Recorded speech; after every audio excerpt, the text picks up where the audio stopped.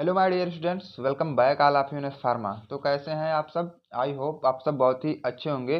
तो इस वीडियो में हम कवर करेंगे अपना ह्यूमन एनाटॉमी एंड फिजियोलॉजी, जो कि आपको बी फॉर्म फर्स्ट सेमेस्टर में पढ़ना है। तो हमारी चल रही थी यूनिट नंबर थर्ड। तो यूनिट नंबर थर्ड में हमारा चल रहा था चैप्टर नंबर फर्स्ट, जिसमें से हमारे कुछ लेक्चर अपलोड हो चुके हैं, कुछ ही बचे हैं। ये भी जल्द से जल्द मैं अपलोड कर दूंगा। तो इस वीडियो में हम कवर करेंगे अपना blood grouping, Rh factor, transfusion, its significance और disorder of blood reticulo endothelial system. ठीक है, इतनी टॉपिक जो है मैं इस वीडियो में कवर करूंगा। ये क्या है फ्रेंड्स, दो दो नंबर के ये सब टॉपिक हैं जो पूछे जाते हैं। बहुत रेयर केस में 7 मार्क्स में पूछे हैं, बाकी ये छोटे छोटे टॉपिक हैं और 2-2 मार्क्स में आपके एग्जाम में जरूर ही पूछे जाते हैं। एक आपका जो बड़ा क्वेश्चन बनता है या तो फॉर्मेशन ऑफ हीमोग्लोबिन या तो मैकेनिज्म ऑफ कोगुलेशन। ठीक है, यहीं से आपका बड़ा क्वेश्चन बनता है। तो ये पहले ही मैं बना दिया है वीडियो, आप लोग डिस्क्रिप्शन बॉक्स चेक कर सकते हैं, वहाँ पे इसकी लिंक पड़ी हुई है। मतलब मैं इसका प्लेलिस्ट भी बनाया हूँ, आप वहाँ से देख सकते हैं। इस वीडियो में हम यही जो छोटे छोटे टॉपिक हैं, जैसे ब्लड ग्रुपिंग, आरएच, डिसऑर्डर और ट्रांसफ्यूजन, रेडिकुलो एंडोथेलियल सिस्टम, यही सब आप यहाँ पे कवर होगा। ओके, तो वीडियो के लास्ट तक आप लोग बने रहिए। तो देखो, सबसे पहले ब्लड ग्रुपिंग। जैसा कि सभी को पता होगा कि ब्लड ग्रुपिंग क्या होता है। ब्लड तो सभी को पता होगा कि यह हमारे बॉडी में एक फ्लूइड है जो मतलब, और इसको आप कनेक्टिव टिश्यू भी बोल सकते हो।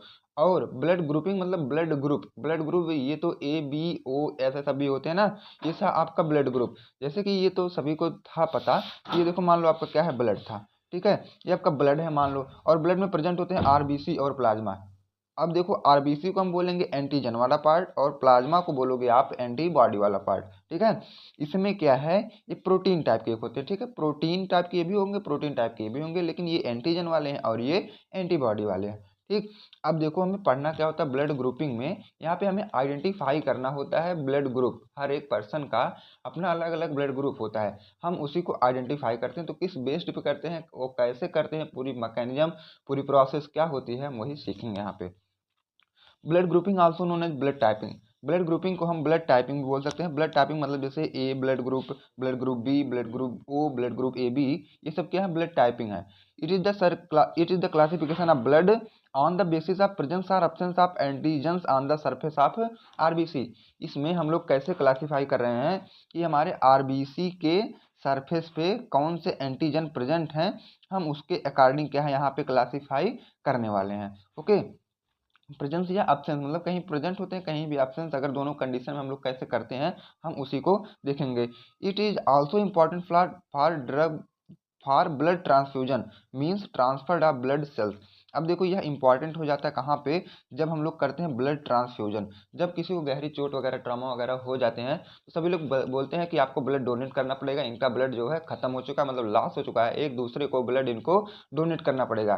तो ये क्या है, ब्लड ट्रांसफ्यूजन में मतलब इसका मेन रोल होता है। तो सभी लोग चेक करते हैं कि मतलब डोनर का ब्लड ग्रुप क्या है और एक्सेप्टर का ब्लड ग्रुप क्या है, उसी के अकॉर्डिंग हम लोग अपने ब्लड क्या है ट्रांसफर कर लेते हैं। ओके, अब देखो, it help in diagnosis of some blood grouping related disease. और यह कुछ मतलब डिजीज को भी डायग्नोसिस करने में हेल्प करता है, जो कि डिजीज आपकी होती हैं, तो ब्लड से रिलेटेड बहुत सी डिजीज आती है ना, तो वही डिजीज को ये डायग्नोसिस में भी ये हेल्प करता है। There are two main blood group, दो छः मतलब मेन ब्लड ग्रुप होते हैं, which are responsible for people blood group. और जो कि हमारे ब्लड में जो भी ग्रुप होते हैं, ए बी ओ और ए ओ, जो भी मतलब ग्रुप होते हैं ए बी, तो सब में क्या है, यही रिस्पॉन्सिबल होता है। जैसे एबीओ ब्लड ग्रुप और आरएस सिस्टम, दो पे ये मतलब पूरी टोटल तरीके से कह सकते हो तो बेस्ड होता है हमारा क्लासिफिकेशन। अब सबसे पहले मैं आपको बताऊंगा कि एबीओ ब्लड ग्रुप क्या होता है। एबीओ ब्लड ग्रुप मतलब देख रहे हो तो इसमें तीनों का कॉम्बिनेशन है, blood group A, blood group B, blood group O. ठीक है, आप इसे क्या बोलोगे, कैसे बोलोगे? It is most important system which is based on A and B antigen on the surface of RBCs.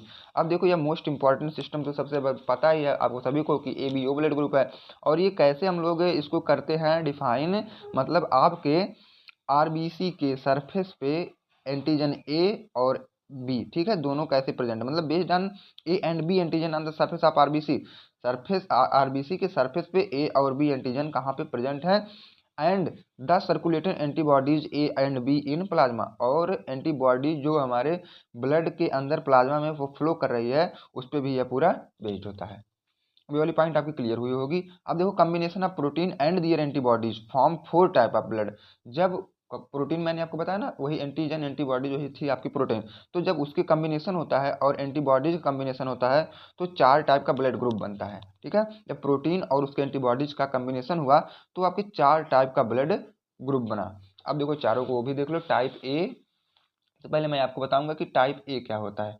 It consist of protein ए, इसमें क्या है, प्रोटीन ए अपने साथ कंसिस्ट करता है और एंटीबॉडीज जो थी वो प्रोटीन बी थी, ठीक है। ये तो ए हो गया। और बी टाइप बी जो है, it consist of protein B, इसमें क्या है, प्रोटीन बी कंसिस्ट करता है and antibodies for protein A, ठीक।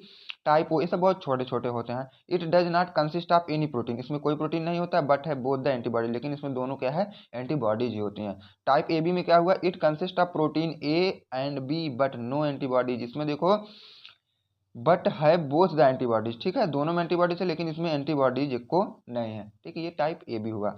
अब देख लो इसके कुछ स्ट्रक्चर देख लो। स्ट्रक्चर हम कैसे बनाए हैं, पहला आपका एक आरबीसी था और ये टाइप ए का स्ट्रक्चर, ठीक है। जब देखते होगे डॉक्टर लोग जब ब्लड ग्रुप का आइडेंटिफाई करते हैं तो थोड़े से ब्लड लेते हैं और उसको एक स्लाइड पे रखते हैं। स्लाइड मतलब शीशे का होता है ना, ऐसे चिपटा सा एक होता है, उसी पे रखते हैं। उसको दोनों को घिस घिस के जब दोनों ब्लड उसमें घिसते हैं तो पतला हो जाता है और उसको माइक्रोस्कोप की हेल्प से देखकर आइडेंटिफाई कर देते हैं ये कौन सा ग्रुप है। तो वो एंटीजन एंटीबॉडी के बेस पर ही आइडेंटिफाई करते हैं। अगर हमारे आरबीसी पे चिपके हैं कुछ इस तरह, ठीक है, इस तरह का अगर स्ट्रक्चर दिखता है माइक्रोस्कोप में तो उनको बोल देते हैं एंटीजन। और जब एंटीजन बोल देते हैं और एंटीबॉडी इस तरह के दिखाई देती है वो हो जाते हैं टाइप ए ब्लड ग्रुप। और देखो टाइप बी में कुछ इस तरह सर्कुलर शेप के आके चिपक जाएंगे आरबीसी के सरफेस पे एंटीजन हमारे, और ये जो है एंटीजन एंटीजन ये होता है और ये आपका एंटीबॉडी, ठीक है। उसके बाद देखो टाइप सी वाले में क्या करना होता है, इसमें एंटीजन ही नहीं प्रेजेंट होते हैं आरबीसी के ऊपर, मतलब सरफेस पे एंटीजन ही नहीं प्रेजेंट होते हैं। और टाइप डी में क्या है, ए एंड बी एंटीजन दोनों होते हैं लेकिन एंटीबॉडीज नहीं होती है। क्योंकि ये थे आपके कुछ structure.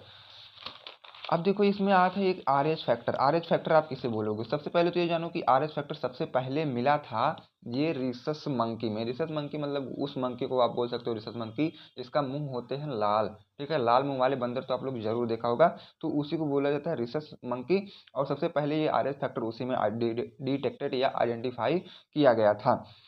This system is mainly used for the identification of presence and absence of RH antigen on the surface of RBC। इसमें भी हम लोग वही करते हैं कि हमारे RBC के सरफेस पर ये RH एंटीजन प्रेजेंट है या absent है, इस कंडीशन से हम इसको पता कर सकते हैं। अगर RH एंटीजन प्रेजेंट होते हैं RBC के सरफेस पे तो क्या है, वो पॉजिटिव हो जाते हैं। अगर नहीं प्रेजेंट होते हैं तो उस कंडीशन हम उसको निगेटिव बोल सकते हैं, ठीक है। यही थ्योरी में यही लिखा गया है। अब देखो conception of RH fetus by RH mother, ये कॉन्सेप्ट आपका क्लियर होना बहुत ही इंपॉर्टेंट हो जाता है। देखो अगर ये जो मेल है और ये फीमेल है, अगर मेल का जो ब्लड है वो क्या है, निगेटिव में हो जाते हैं और फीमेल का ब्लड जो है पॉजिटिव में हो जाते हैं। अब देखो जो बेबी होगा वो पॉजिटिव होगा, तो यह क्या है, बेबी के लिए मतलब डेंजर कंडीशन मतलब हो सकता है। क्यों हो सकता है, क्योंकि मेल और इससे बेबी का दोनों चेंज हो जा रहा है, ठीक है। तो यही जो चेंज हो जाता है यही आर एच फैक्टर की वजह से यही होता है, ठीक है। इसीलिए बोला जाता है कि हमारे बेबी को क्या है, डेंजर मतलब खतरा हो सकता है। तो कह सकते हो कि इनकम्पेटिबिलिटी भी हो सकती है इरिथ्रोब्लास्टिक फॉइट्स में, ठीक है। अब देखो the R H factor reported prior to marriage as important because R H incompatibility could occur during pregnancy. R H जो इनकम्पेटिबिलिटी होती है वो दिखती है प्रेगनेंसी में केवल, ठीक है। The incompatibility result in erythroblastic fetalis. अब ये इनकम्पेटिबिलिटी जो है इरिथ्रोब्लास्टिक फोइटिस, ठीक है, जो फोइटिस में मतलब बेबी का ग्रोथ होता है वहीं पे अपना असर दिखाती है, which causes fetal death in the womb. और ये क्या है देख रहे हो, फर्टल डेथ कर सकती है ओम में, मतलब जो बेबी है उसके लिए कुछ डेंजर कंडीशन क्रिएट कर सकती है, ठीक। कितना खतरनाक हमारा आर एच फैक्टर। अब देखो ब्लड ट्रांसफ्यूजन क्या होता है। ब्लड ट्रांसफ्यूजन सभी ने देखा भी होगा और कुछ लोग सुने भी होंगे। ब्लड ट्रांसफ्यूजन वही होता है जैसे मान लो ये कोई आदमी है, वो रास्ते में जा रहा है, उसका एक्सीडेंट हो गया और इसके ब्लड जो है ज़्यादा से ज़्यादा क्या है, लॉस हो गए, ठीक है। ज़्यादा से ज़्यादा इसके ब्लड जो है जब लॉस हो गए तो क्या हुआ, इसके अंदर ब्लड की कमी हो गई। तो ब्लड की कमी, जो इसका फ्रेंड था दूसरा वो बोला मैं आपको ब्लड दूंगा, तो ये ब्लड दे दिया। अब ये क्या है, वो पहले की तरह हो गया, तो अपना ब्लड ये इसको दे दिए। तो यही था ब्लड ट्रांसफ्यूजन, मतलब अपना ब्लड दूसरे को देना, ठीक है, इसी को बोला जाता है ब्लड ट्रांसफ्यूजन। अब देखो इसकी थ्योरेटिकल कुछ मतलब लिखी गई है। Blood transfusion is a medical procedure where healthy blood is transferred from a donor.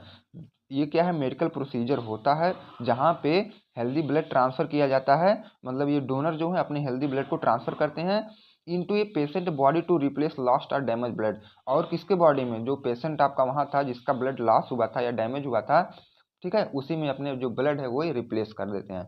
अब देखो डोनर और रिसिप्टर रिसिपिएंट इसमें मेन रोल प्ले कर रहे हैं। डोनर वो पर्सन जो ब्लड अपना दे रहा है, और रिसिप्ट क्या होते हैं, मतलब जो रिसीव करते हैं, ऐसे मतलब अनहेल्दी पर्सन जो उसका ब्लड रिसीव कर रहा है, मतलब ले रहा है उसका ब्लड। अब देखो इसके सिग्निफिकेंस भी कुछ होते हैं ना, इसके सिग्निफिकेंस हम लोग देख लेते हैं। Significance of blood transfusion, replace lost blood due to injury और surgery.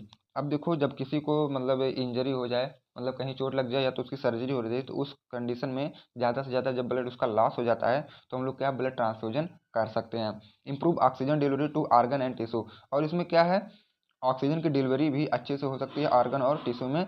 Save life in emergency situation like as trauma and child birth. अब देखो ट्रामा या चाइल्ड बर्थ में किसी किसी को ऐसा होता है कि ज़्यादा से ज़्यादा ब्लड फ्लो हो जाता है, तो इस कंडीशन में हम लोग क्या करते हैं, ब्लड ट्रांसफ्यूजन वाला सिस्टम अप्लाई करते हैं। Support treatment of blood disorder, और जब किसी को ब्लड डिसऑर्डर हो जैसे एनीमिया, थैलेसीमिया, ल्यूकेमिया, ये सब जब हो जाते हैं तो हम लोग अपना ब्लड ट्रांसफ्यूजन वाला रूल अप्लाई करते हैं, तो यह चीज़ क्या है, क्योर हो जाती है। अब देखो पढ़ना था आपका सिलेबस मेंशन किया गया था कि ब्लड के कुछ डिसऑर्डर भी होते हैं, तो सबसे पहला डिसऑर्डर मैंने कुछ मेंशन कर दिया यहाँ पे जो आपके 2 मार्क्स अकॉर्डिंग आता है, तो 2 मार्क्स अगर आप ना लिख के आते हैं तो बेटर नंबर पाएंगे। तो देखो एनीमिया, एनीमिया सभी को पता होगा, आप लोगों ने इनऑर्गेनिक केमिस्ट्री में एनीमिया को पढ़ा होगा शायद। देखो इसमें क्या है, low red blood cell count or haemoglobin, इसमें क्या है, रेड ब्लड सेल कह सकते हो। सबसे पहले मोटी मोटा जानो कि इसमें एनीमिया में ब्लड की कमी हो जाती है हमारे बॉडी में। अब ब्लड में प्रेजेंट होते हैं हीमोग्लोबिन, जब उसकी कमी या आरबीसी की कमी हो जाती है तो उस कंडीशन को आप बोलते हो एनीमिया। अब थैलेसीमिया क्या है, जेनेटिक डिसऑर्डर है जो कि हीमोग्लोबिन प्रोडक्शन को अफेक्ट करती है, मतलब कह सकते हो तो हीमोग्लोबिन प्रोडक्शन को कम कर देती है इस कंडीशन में, तो इस कंडीशन को बोलते हैं थैलेसीमिया। ल्यूकोमिया किसे बोलते हैं, ब्लड कैंसर को बोलते हैं ल्यूकोमिया, उसमें व्हाइट ब्लड सेल जो है अफेक्टेड हो जाते हैं। हीमोफीलिया क्या है, bleeding disorder due to clotting factor deficiency, जब किसी को क्लॉटिंग फैक्टर होते हैं ना, जैसे ब्लड क्लॉटिंग फैक्टर इसके पहले वाली वीडियो में मैंने डिस्कस कर दिया है, डिस्क्रिप्शन बॉक्स में वो वीडियो पड़ी हुई है, प्लेलिस्ट मैंने बनाया है वहाँ से आप देख सकते हो। तो ये जो क्लॉटिंग फैक्टर होते हैं ना, तो जब उसमें कोई डिफिशियंसी मतलब कमी आ जाए तो हमारा जो ब्लड होता है वो आसान तरीके से क्लॉट नहीं कर पाता है, जो क्लॉट नहीं कर पाएगा तो ब्लीडिंग रुकेंगी नहीं, तो इस कंडीशन को आप बोलते हो हीमोफीलिया। अब देखो कोगुलेशन डिसऑर्डर, कोगुलेशन डिसऑर्डर किसे बोलते हो, अनकंट्रोल ब्लीडिंग, जैसे कहीं चोट लग गई आपको, वेसल से ब्लड निकल रहा है निकल रहा है निकल रहा है, बहुत ज़्यादा जब निकलता है तो क्या है अनकंट्रोल्ड ब्लीडिंग, मतलब ब्लीडिंग वहाँ पे आपको रुक ही नहीं रही है। इवन इन माइनर ट्रामा, या तो जब कभी आपको छोटी सी चोट लग जाए या तो तेजी से चोट लग जाए, तो जब आपका ब्लड नहीं रुकता है तो क्या है, मतलब ऑलरेडी ब्लड फ्लो हो रहा है, मतलब बह रहा है, तो वो अनकंट्रोल ब्लीडिंग है, और इसको बोला जाता है कोगुलेशन डिसऑर्डर, जब आपका जो आर एस सॉरी फ्रेंड्स, ये जो फैक्टर होते हैं ब्लड क्लॉटिंग फैक्टर वो काम नहीं कर रहे हैं, मतलब कोगुलेशन नहीं करवा रहे हैं। अब देखो रेडिकुलो इंडोथेलियल सिस्टम, ये भी 2 मार्क्स से आते हैं। द RES मतलब reticuloendothelial system is a network of cells, सबसे पहले तो जानो ये क्या है, सेल्स के नेटवर्क होते हैं, and tissue that play critical role in the body defence academy, defence against infection inflammation and disease. जैसे क्या हमको ये इन्फेक्शन से बताते हैं, इन्फ्लामेशन से बताते हैं, और डिजीज मतलब कोई भी डिजीज होने से ये बचाते हैं, और ये पार्ट होते हैं हमारे इम्यून सिस्टम के, और हमारे इम्यून सिस्टम का मेन रोल है क्या है, वो डिजीज या इन्फेक्शन या इन्फ्लामेशन से वो लड़े। And consist of cell and tissue, और वो कंसिस्ट करते हैं अपने बॉडी अपने अंदर जो है सेल और टिश्यू ज़्यादा से ज़्यादा, तो इसी को हम बोलते हैं रेटिकुलो इंडोथेलियल सिस्टम। तो आपका ये जो यूनिट नंबर 3 का चैप्टर नंबर 1 था आज टोटली तरीके से खत्म हो चुका। इसके बाद नेक्स्ट वाली वीडियो आपकी आएगी लिम्फेटिक सिस्टम पे, ठीक है। अगर आप चैनल पे नए हैं तो प्लीज़ चैनल को सब्सक्राइब जरूर कर ले, ताकि नेक्स्ट वाली वीडियो का इन्फॉर्मेशन सबसे पहले आप तक पहुंचे। तो इसके बाद हम लोग यही लिम्फेटिक सिस्टम कवर कर लेंगे। ओके, तो धीरे धीरे हम अपना सिलेबस खत्म करने वाले हैं, 3rd यूनिट भी हो जाएगी, 4th भी हो जाएगी, 5th भी हो जाएगी। तो friends thank you, bye bye, take care.